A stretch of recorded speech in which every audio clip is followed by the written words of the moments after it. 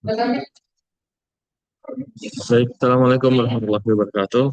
Perkenalkan, saya akan seorang mahasiswa Sistem Informasi Integrasi angkatan 2024 dengan nomor induk mahasiswa 24 garis miring 540025 garis miring SV garis miring 24752. Di kesempatan yang berbahagia ini, izinkan saya untuk menjelaskan mengenai penerapan MapLibre, penambahan marker, lokasi dan juga akses lokasi saat ini yang diterapkan pada aplikasi Android Studio untuk memenuhi praktikum pemrograman geospasial berbasis perangkat bergerak atau ini ya mobile gitu ya.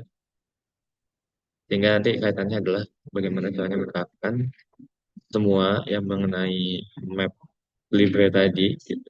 Antaranya adalah map Libre, peta, marker, dan lokasi pengguna. Sehingga bagaimana caranya kita menerapkan ketiga komponen tersebut di dalam dari situ. Dan di sini bisa kita lihat bahwa terdapat satu aplikasi, satu halaman aplikasi di sebelah ini. Ini adalah tampilan dari map atau peta utama yang dihasilkan oleh Maplibay. Terus kemudian diberikan berupa marker di tengahnya, serta diberikan penambahan B juga apa tooltip ya, sehingga nanti ketika dipencet akan muncul sebuah pop-up di sekitar Monas banyak contoh marker gitu. Dan ini eh, diatur dalam beberapa activity, yaitu pertama ada activity main activity, eh, ini example instrument test sama example unit test, dan juga ada satu layout utama yaitu activity main XML yang menjadi halaman utama penempatan dari layout yang digunakan pada aplikasi eh, apa, map map inilah. Nah ini. Jadi, dan intinya di sini kita bisa melihat bahwa terdapat penambahan button, dua button ya di bagian bawah. Pertama ketika kita mengetahui bahwa konteks button ini adalah digunakan untuk melakukan zoom in secara memperbesar suatu gambar ataupun zoom out dengan kecil suatu gambar gitu ya, suatu titik yang kita amati gitu. Dan di sini saya kita lihat ada bagian mapnya itu ketika di determin XML itu diiritasi dengan juga web view dengan apa namanya perataan dan juga di sekarang kondisi yang ada juga dulu kontrolnya kita lihat ada dua button ya di bawah sini itu kemudian nanti bisa kita gunakan dan juga berikan fungsi seperti zoom in yang kita juga dekat dekat dan dekat dan eh, menyajikan tampilan yang lebih jauh.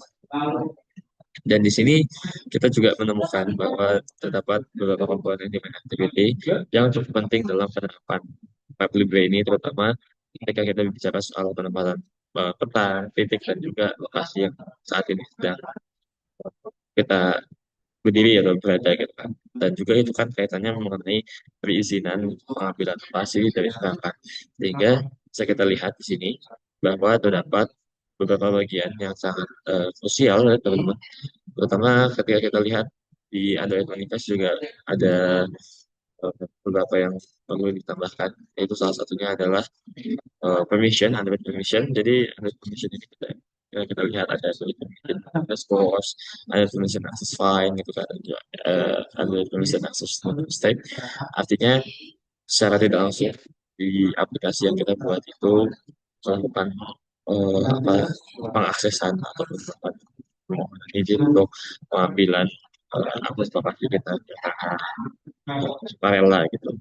Dan ketika pada awal dari pembuatan aplikasi ini berlangsung, tampilan utama yang akan ditulisnya adalah berupa opsi perizinan, apakah allow atau tidak, allow when application open atau itu seperti apa. Pada intinya memberikan opsi pada kita apakah kita akan mengizinkan si aplikasi ini untuk memberikan akses izin atau tidak, sehingga nantinya itu akan muncul dan juga menjadi salah satu perkembangan juga ketika bisa melihat dengan jelas bahwa terdapat marker-marker yang lain.